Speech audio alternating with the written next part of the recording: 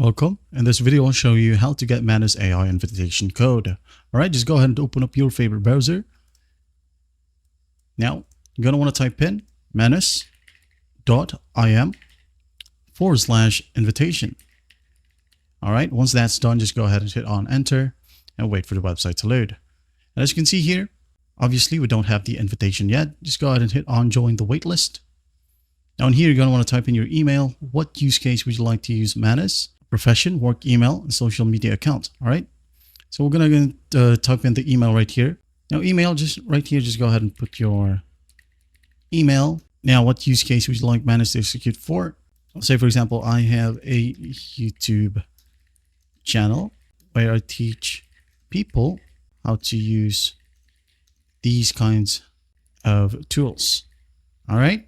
Then profession, just go ahead and add your profession right here. It could be a voice actor, YouTuber, or other than that. All right. Work email, don't put your Gmail. All right. If you have a working company email, just go ahead and put that in here and it will give you the higher chance of getting invited. All right. I'm just going to put my Gmail right here. And here, as you can see, social media accounts. Go ahead and put your YouTube right here. For example, youtube.com.